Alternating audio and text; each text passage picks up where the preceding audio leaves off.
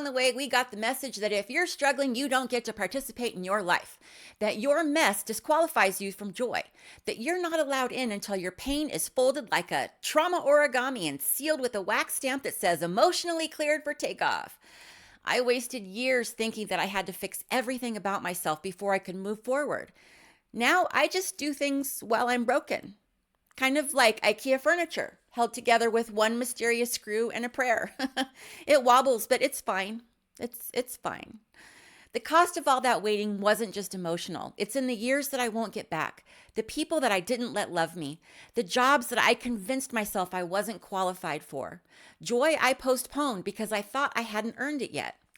It's like life is behind a velvet rope and we're out here waving our trauma like it's a backstage pass. Hi, just hoping that someone sees all the work that we've done and says, okay, you've earned joy. Come on in. Somewhere along the line, we began treating joy as something that you unlock after a successful emotional background check, after you meet some kind of arbitrary milestone. This idea that growth is the gateway drug to being worthy is a false promise baked into modern healing culture. Currently, I'm one inspirational quote away from being a danger to society. If I see one more watercolor font that tells me to bloom where I'm planted, I will burn down a freaking succulent. I thought that if I just did enough, fixed enough, earned enough, proved enough, one day I would finally unlock the calm, grounded, fully formed version of myself. You know, the one who just radiates emotionally housebroken adult. But until then, I was just killing time until a better version of myself came along, which may or may not even exist. Someone taught us to live like this, and it's costing us more than we know. We'll talk about that a little bit later. Now, I'm 54 and I have panic disorder. I am currently living in the kind of depressive episode where brushing my teeth counts as a win. This morning, I opened up my laptop and I saw the password screen there and I burst into tears. Not because I forgot it, just because my laptop had the audacity to ask me for just one more thing. So that's the vibe that we're kind of working with right now.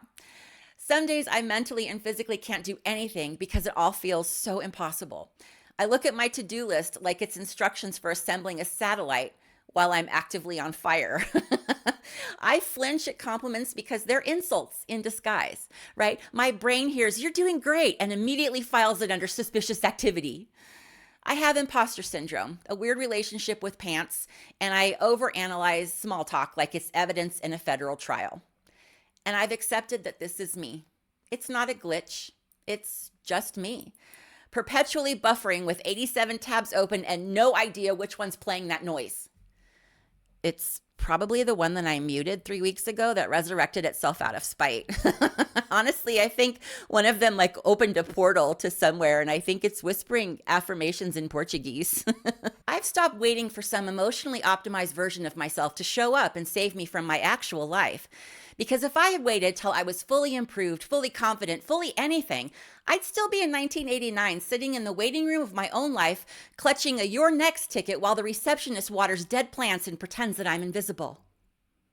Honestly, what's the thing that future you was supposed to do by now but present you keeps putting off? Drop it in the comments. Now, I have a question for you. What if the goal wasn't to become your best self, but just let joy sneak in while you're still glitchy and weird? What if the growing part isn't the workbooks and the breakthrough sessions? What if it's the part where you actually show up to your messy ass life anyway, unshowered, uncertain, and slightly sticky for no reason? Joy isn't canceled because you're a disaster. Choosing joy in the mess isn't weak. It's punk as hell. And I get it. The idea of fixing yourself is seductive. It gives you something to control when everything else is in chaos. It gives you a reason to delay the risk, the relationship, the reality of trying. You don't have to put yourself out there. You don't have to fail. You just have to keep on working on yourself, which sounds noble until you realize that it's just a very organized avoidance. Emotional perfection is not a prerequisite for living. Growth isn't TSA. You don't need to unpack your emotional baggage just to get on the plane. You can be glitchy and tired and unfinished and still build a life that doesn't suck. Or you can stay stuck in life's lobby holding that "you're next" ticket and an expired granola bar. But what if you do everything? What if you've read the books, you felt the feelings, you journaled your way into carpal tunnel, and you still feel stuck? Now, I spent most of my 20s and 30s on pause, waiting to be less anxious, less messy, less me, before I did anything that mattered. I kept thinking, well, once I'm not anxious, I'll do this thing. Or once I'm not a feral swamp goblin in leggings, I'll do that thing. And let me tell you, I was a 5-star planner for the life that I'd live someday. I had lists, Pinterest boards, emotional blueprints. Basically, I was the project manager of a person who didn't exist. Meanwhile, my actual life was sitting in the garage with the engine running, just waiting for me to get in. I wasn't just waiting to feel better, I was waiting to become someone else entirely. Thinner, calmer, shinier, like a Dyson with better boundaries and no unresolved parental issues. But here's what I figured out. You can work on healing without putting your whole life in airplane mode. The lie isn't that growth takes time, it's that you're not allowed to live until you're fully rebuilt. Like life's joys are reserved for the emotionally renovated. You can have anxiety and still be a good partner. You can be grieving and still be joyful. Angry and loving. Broken and still worth seeing. You don't have to pick a mood to earn your right to show up. You are not a software update. You are a person held together by spite, snacks, and the same 6 passwords you rotate through like a game of roulette.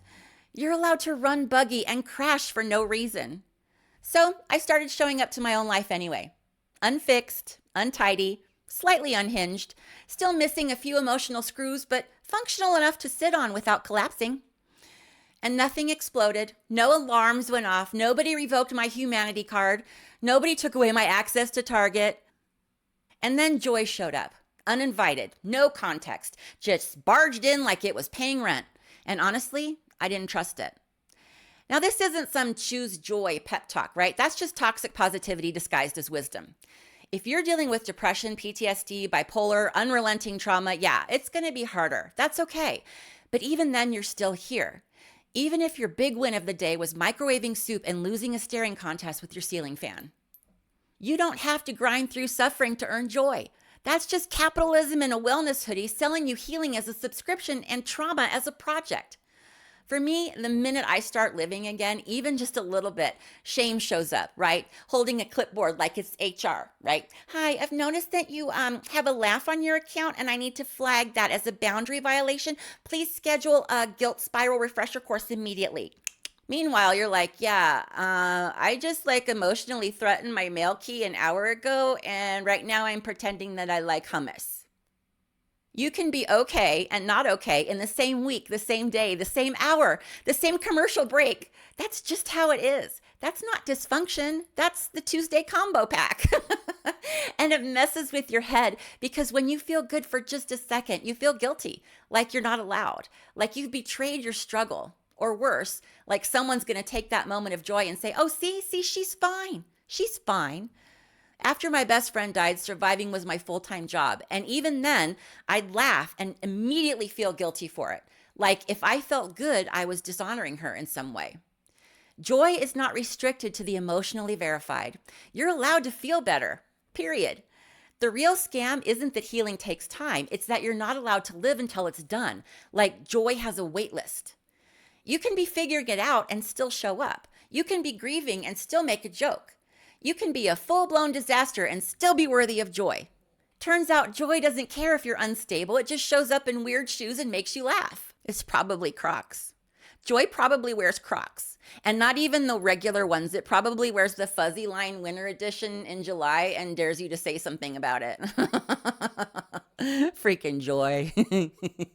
So, if you're waiting to be whole before you start living, I'm begging you, please don't. Because healing was never meant to be a holding pattern. But someone, somewhere, makes more money when you stay stuck. Shocker. Let's talk about what's feeding all that crap. Healing isn't just a journey anymore. It's a lifestyle brand, right? You don't work on yourself, you monetize your vibes. And that brings me to the bath bomb influencer. You know the type. Fully convinced that rose quartz in your bra will fix your relationship with your dad, and moon water is a valid treatment plan for PTSD. You can't possibly be mentally well unless your home looks like a sand dune and your emotional support water bottle costs more than therapy.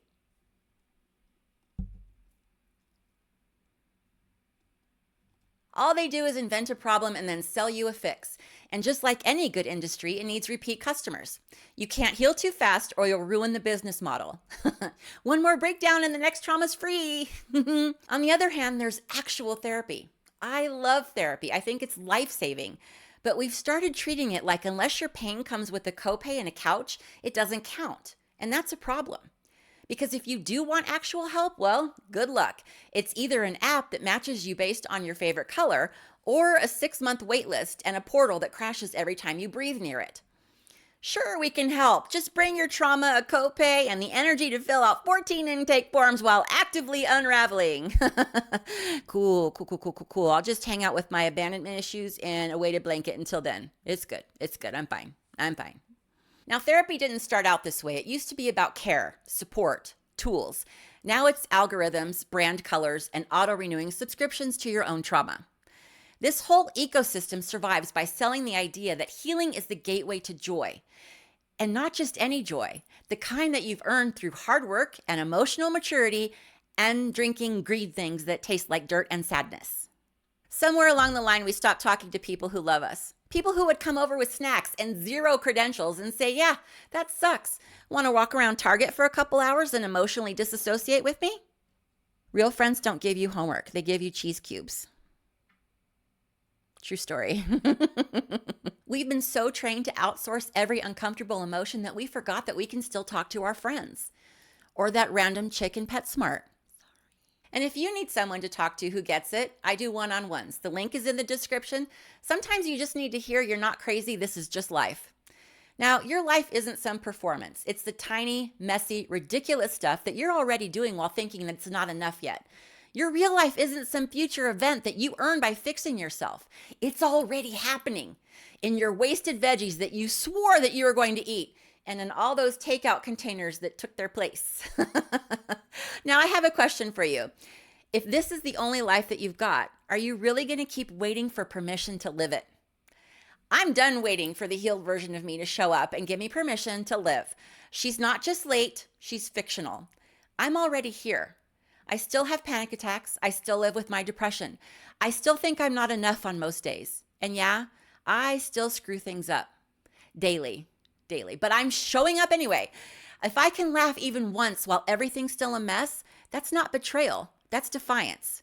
That's me saying, not today, Spiral. Not today.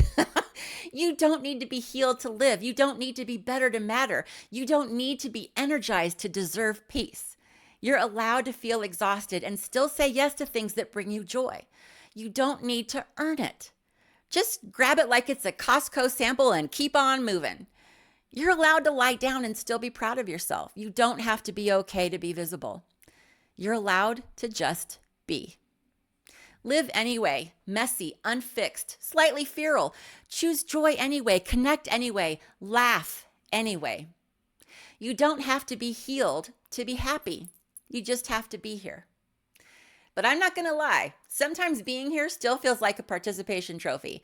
Like I clawed my way out of a breakdown to like meal prep and update my autopay settings. Really? You know, that quiet little ache, that lingering, what's the point? Yeah, we need to talk about that next because surviving isn't the same as living. And I don't want to confuse one for the other anymore.